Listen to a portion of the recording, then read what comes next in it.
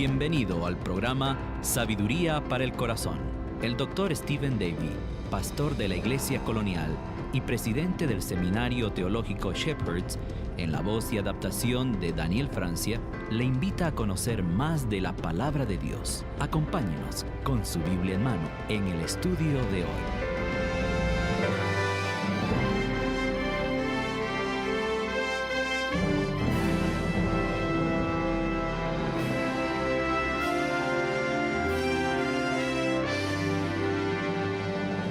A partir de este programa vamos a comenzar a ver el mensaje denominado Sublime Gracia, en su primera parte, basado en Hechos capítulo 16, versículos 19 al 34. En nuestro último estudio, Pablo confrontó a una chica esclavizada que había sido la voz del Apitón, prediciendo eventos futuros por medio de discernimientos demoníacos. Esta confrontación se narra en el libro de los Hechos, capítulo 16, y Pablo mandó al demonio a que dejase a la chica.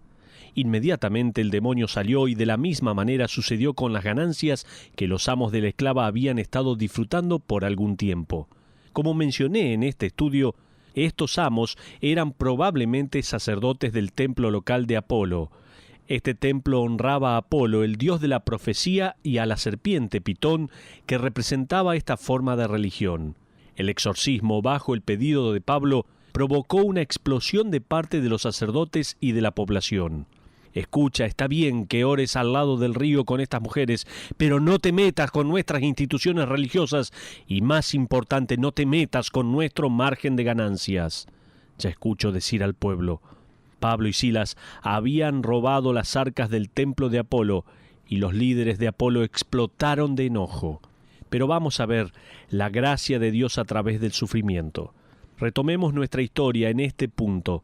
Busquemos en Hechos, capítulo 16, y leamos desde el versículo 19 al 22. Por favor, mira Hechos, capítulo 16, versículo 19 en adelante, donde dice la palabra de Dios: Pero viendo sus amos que había salido la esperanza de su ganancia, prendieron a Pablo y a Silas y los trajeron al foro ante las autoridades, y presentándolos a los magistrados dijeron: Estos hombres, siendo judíos, alborotan nuestra ciudad y enseñan costumbres que no nos es lícito recibir ni hacer, pues somos romanos. Y se agolpó el pueblo contra ellos, y los magistrados, rasgándole las ropas, ordenaron azotarles con varas. Hasta ahí la porción de la palabra de Dios. A fin de que tengamos una imagen, la plaza de mercado, o en el griego la agora, era el foro abierto en Filipos. De hecho, Filipos ha sido excavado y la misma área en donde Pablo y Silas fueron juzgados estaba en realidad al descubierto. En el lado noroeste de la agora se encontraba una plataforma elevada con escaleras a cada lado. Había allí un podio en donde los dos magistrados mayores se sentaban a escuchar y decidían los casos civiles. La cárcel de la ciudad estaba ubicada directamente afuera de uno de los lados de la agora. Los magistrados tenían oficiales llamados alguaciles en el versículo 35, quienes eran en realidad los oficiales de ejecución de los magistrados. Sus nombres en latín eran lictors, de donde obtenemos la expresión te dan una lamida o te dan un golpe. Me resultó fascinante que el símbolo de este oficial fuera un manojo de varas con un hacha sobresaliendo desde el medio, unidas por una banda roja llamada las faces. Este símbolo fue en realidad revivido por Mussolini para el movimiento fascista. Los judíos que sufrieron bajo el movimiento fascista de Mussolini no fueron los primeros en sufrir. Según el versículo 22, Pablo y Silas sufrieron una golpiza que dejarían sus espaldas con un montón de piel lacerada, entumecida y sangrienta. Pero vamos a ver algunas cosas que ocurren en la noche. Vamos a ver sufriendo en la noche. Observemos los versículos 23 y 24. Dice la Biblia: después de haberlos azotado mucho, los echaron en la cárcel, mandando al carcelero que los guardase con seguridad, el cual, recibido este mandato, los metió en el calabozo de más adentro y les aseguró los pies con el cepo. En otras palabras, este carcelero va a tratar a Pablo y a Silas como si fueran criminales peligrosos e insensibles. Los lleva al sector que se encuentra más adentro de la cárcel. el cual podría llamarse un hoyo o un calabozo, y a pesar de que están en la sección de máxima seguridad, este carcelero insensible y descuidado pone cepos en Pablo y Silas.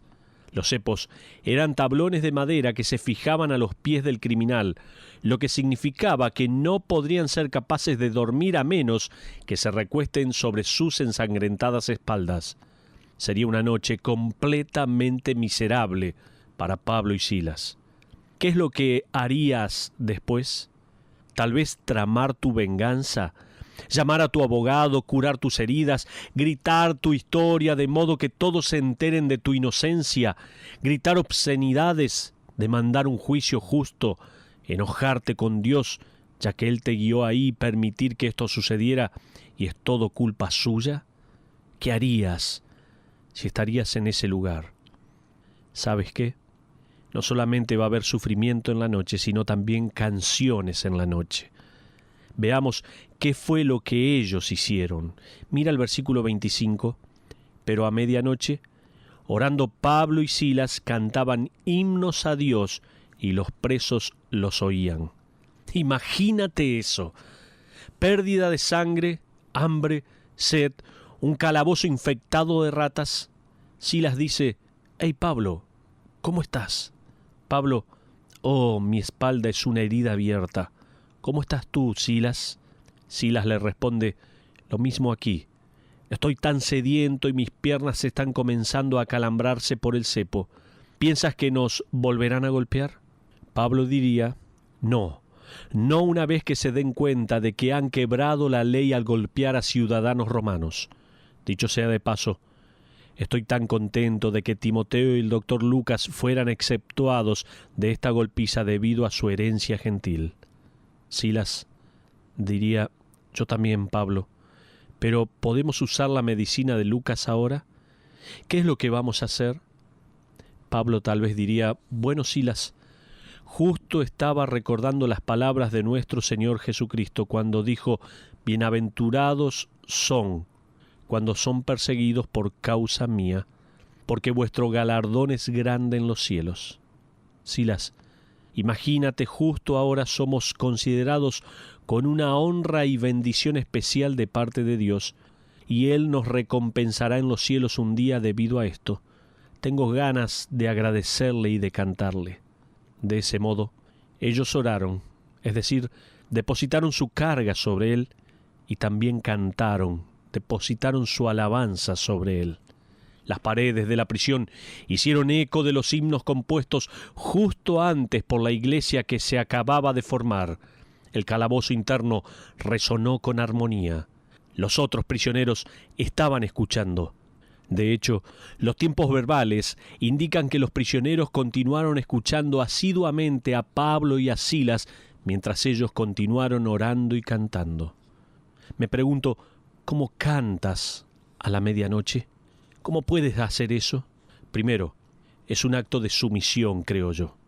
Pablo y Silas sabían que Dios estaba al control, por lo tanto, esto no podía haber sucedido sin el permiso de Dios. Cantar a un Dios que permite tales cosas requiere de una sumisión madura.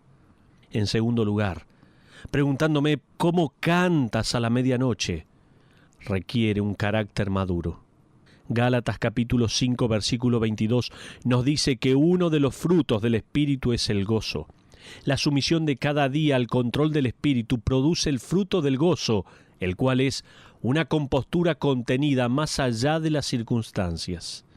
Quizás hoy estás experimentando una hora a la medianoche. Puede que sea como resultado de dolor físico y enfermedad. Puede ser resultado de circunstancias difíciles. Puede ser resultado de traición y abandono por parte de un amigo cercano o un cónyuge. Puede ser resultado del trato injusto de parte de alguien en el trabajo o en el hogar. Quizás, por los no creyentes, has recibido burlas y rechazos de tu fe. Tal vez puede ser resultado de un sentimiento de un Padre Celestial ausente. ¿Considerarías alguna vez cantar en momentos así? Quizás era fácil para Pablo cantar porque estaba al lado de un Silas y la fe de uno se veía animada por la fe del otro. Bueno, la familia de la iglesia debería ser igual. Damas y caballeros, me resulta interesante que mientras Pablo y Silas fueron echados en prisión durante las horas de la noche, no fue hasta la medianoche que ellos comenzaron a orar y a cantar. Quizás durante la primera hora ellos permanecieron sentados en completo silencio. No lo podían creer. Dios los había guiado hasta Filipos, ellos habían respondido ante el llamado proveniente desde Macedonia, habían dejado todo lo que querían y lo que les era familiar para venir a Europa, y esta era su bienvenida. Quizás tuvieron una charla silenciosa con el Señor. No tengo ninguna duda de que ellos expresaron entre sí sus preocupaciones y sus asombros. Quizás hubo algunos momentos de frustraciones, porque eran seres humanos como tú y como yo. Pero en algún momento, cerca de la medianoche, se conformaron, se rindieron. ¿Harías lo mismo tú que eres cristiano? ¿Te someterías, hijo o hija del Rey, a las cosas que Él ha planificado para ti que te hacen sentir de cualquier forma menos cómodo? Te pregunto, ¿cantarías? ¿Lo alabarías por adelantado? Carlos Spurgeon dijo: cualquiera puede cantar en el día. Es fácil cantar cuando podemos leer las notas a la luz del día, pero el cantante maduro es aquel quien puede cantar cuando no hay ningún haz de luz para poder leer. Pero sabes, alabar a Dios a la medianoche es alabarle por adelantado, adorarlo antes de tener una respuesta de parte de Él. Magnificar al Señor a la medianoche revela la obra del Espíritu Santo profesando el fruto del gozo. Pero estamos viendo a través de la palabra de Dios la gracia de Dios a través del sufrimiento, y ahora quiero mostrarte la gracia de Dios a través de la salvación. Ahora miremos el versículo 26. No es una sorpresa para mí que Dios responda ante sus demostraciones de alabanza con una demostración de su poder. Dice la palabra de Dios: entonces sobrevino de repente un gran terremoto de tal manera que los cimientos de la cárcel se sacudían, y al instante se abrieron todas las puertas y las cadenas de todos se soltaron. Imagina por un momento una cárcel local.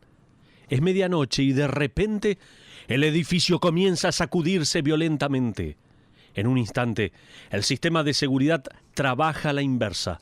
Todas las puertas se abren, las rejas se abren de par en par y todos los criminales están a un breve paso para realizar una fuga en la medianoche.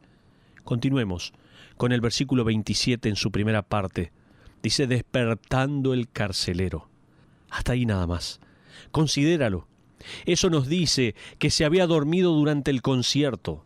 Su pequeña morada estaba al lado del calabozo, por lo tanto, este áspero e insensible carcelero escuchó los cantos junto con los otros prisioneros, pero él cerró sus oídos. Quizás pensó: esos hombres son una manga de chiflados. Sin embargo, se durmió durante el servicio de adoración, pero es despertado de su sueño para un terremoto. Damas y caballeros, sus descendientes viven entre nosotros hasta el día de hoy. Ellos se registran en la iglesia más cercana y bostezan durante toda la reunión. No son movidos en lo más mínimo por las canciones, ni por la alabanza, ni por la adoración a Dios. Tú conoces tan bien como yo que se necesitaría un terremoto para despertarlos de su adormecimiento espiritual. Y algunos de ustedes están orando por un terremoto de algún tipo para quitarlos de su complacencia espiritual. Bueno, este carcelero saltó de la cama, miró por el corredor y quizás por una ventana y vio las puertas de la cárcel que se encontraban completamente abiertas. Entonces el versículo 27b nos dice que, y viendo abiertas las puertas de la cárcel, sacó su espada y se iba a matar, pensando que los presos habían huido.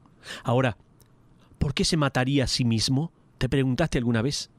Porque el Código de Justicia Romana declaraba que si un carcelero permitía que un criminal se escapara, le sería dada la sentencia del criminal. Es obvio que hay hombres en la prisión que tenían pena de muerte. Él sabía que estaba muerto, porque los hombres que habían escapado habían sido condenados a muerte. Continuemos ahora desde el versículo 28 al 30. Dice la palabra de Dios: Mas Pablo clamó a gran voz diciendo: «No te hagas ningún mal, pues todos estamos aquí». Él entonces, pidiendo luz, se precipitó adentro y temblando se postró a los pies de Pablo y de Silas, y sacándolos les dijo: «Señores, ¿qué debo hacer para ser salvo?». Esta es la mejor pregunta del mundo. Este carcelero había oído sobre los sacerdotes y sobre la esclava que anunciaba que estos hombres estaban trayendo a Filipos un camino para la salvación, ya que él utiliza la misma palabra griega para salvación que había usado la esclava. Evidentemente, había escuchado sobre el demonio que había sido expulsado de ella.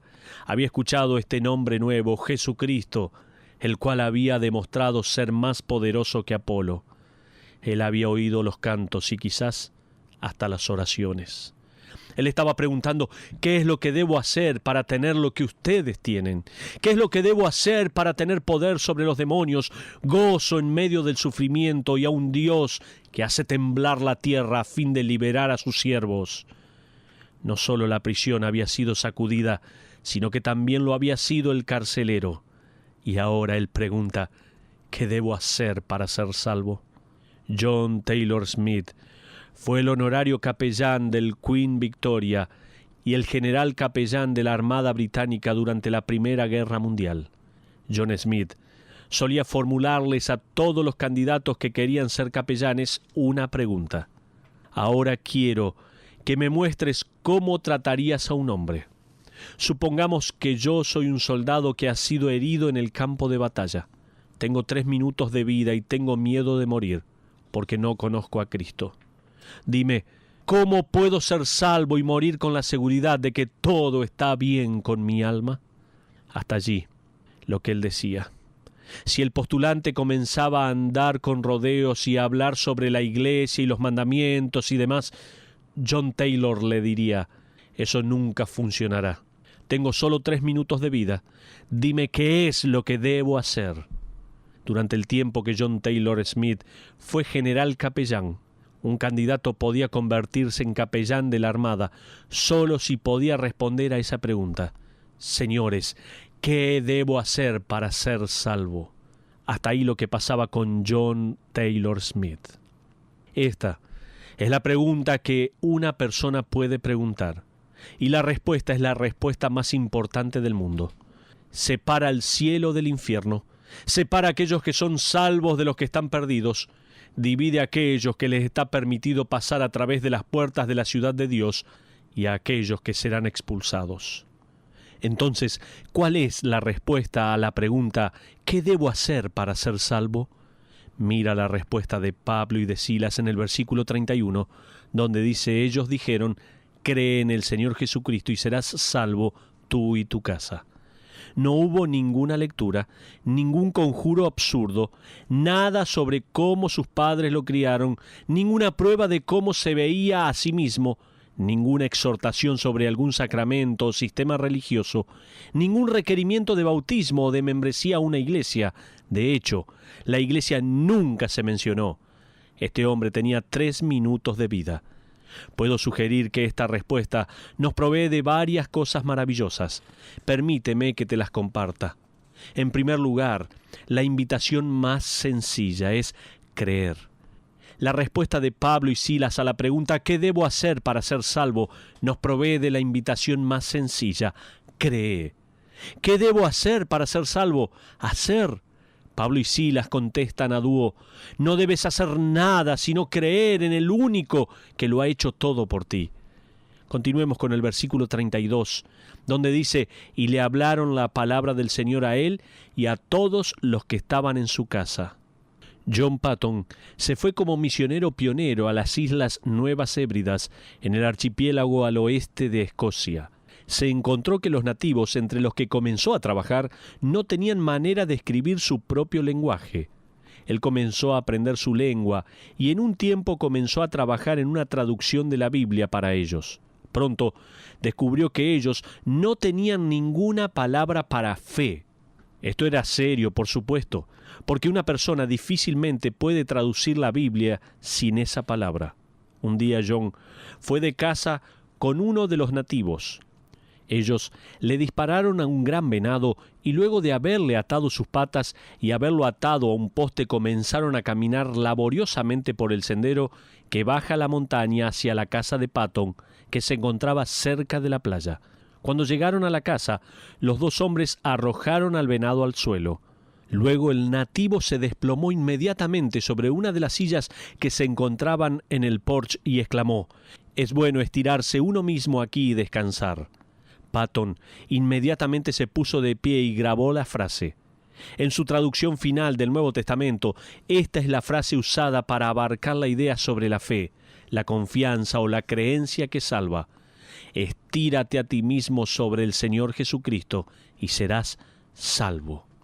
Ahora, eso es más fácil decirlo que hacerlo. ¿Por qué? Porque no existe tal cosa como el almuerzo libre. No sé cuántas personas me han dicho a lo largo de los años, luego de haberles terminado de compartir el Evangelio y de haberles dicho cómo podían ser salvos: «Eso es muy simple», me dijeron. Esa es la razón por la cual reiteró en Romanos capítulo 11, versículo 6, «Y si por gracia, ya no es por obras. De otra manera, la gracia ya no es gracia».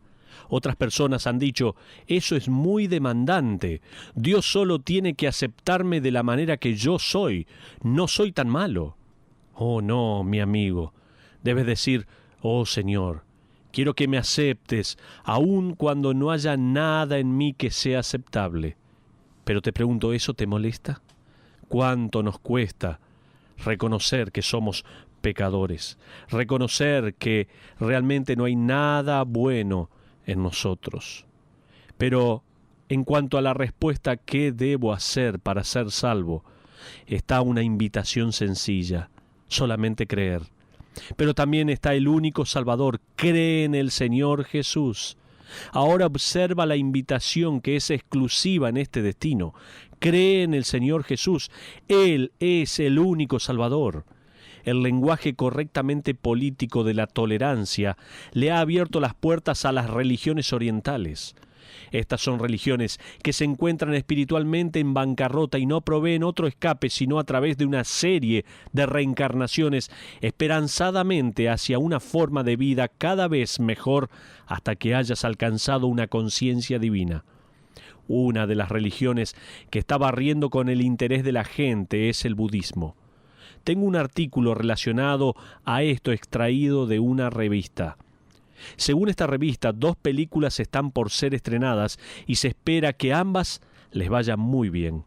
Una de ellas relata la vida del Dalai Lama y retrata con idealismo al budismo como la religión de la comparación y de la tolerancia.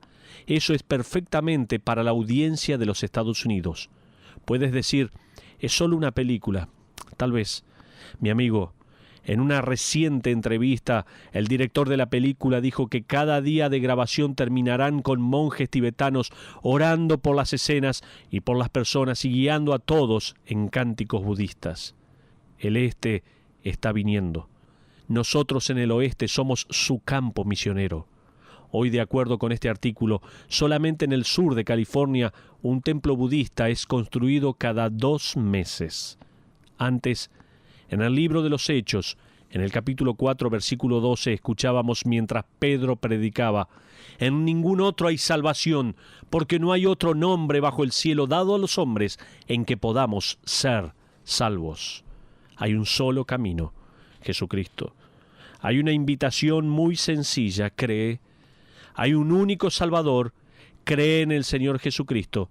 Pero también está la promesa eterna: cree en el Señor Jesucristo y serás salvo. A aquellos que depositan su fe en el Salvador les es dada la promesa eterna: cree en el Señor Jesucristo y serás salvo. En nuestro próximo estudio sobre el libro de los Hechos, quiero dedicarle una sesión completa para discutir totalmente la naturaleza de la salvación, la definición de la salvación y para discutir lo que significa ser salvo. Pero por último, en el día de hoy, quiero que veas el mayor legado. La frase continúa: cree en el Señor Jesucristo y serás salvo tú y tu casa. Dijimos que esta invitación era simple, era sencilla: cree. Dijimos también que hay un único Salvador: cree en el Señor Jesús. Dijimos también que hay una promesa eterna: cree en el Señor Jesús y serás salvo. Pero hay un mayor legado: cree en el Señor Jesús y serás salvo tú y tu casa. Ahora observa el mayor legado que hay aquí en esta frase. Ahora mucha gente se detiene en las palabras tú y tu casa, y vienen con toda clase de promesas relacionadas de alguna forma a la salvación familiar. Solo necesitas continuar leyendo. Observa nuevamente el versículo 32. Y le hablaron la palabra del Señor a él y a todos los que estaban en su casa. Dicho de otra manera, todos en la casa de ese hombre escucharon el Evangelio esa noche.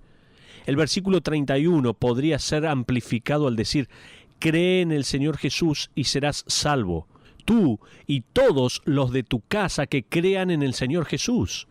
Por lo tanto, su esposa, si es que la tenía, y sus hijos, si es que los tenía, escucharon el Evangelio. Ese es el mayor legado para una casa: que un hombre o una mujer en el hogar se asegure de que todos los que se encuentran debajo del techo hayan oído el Evangelio.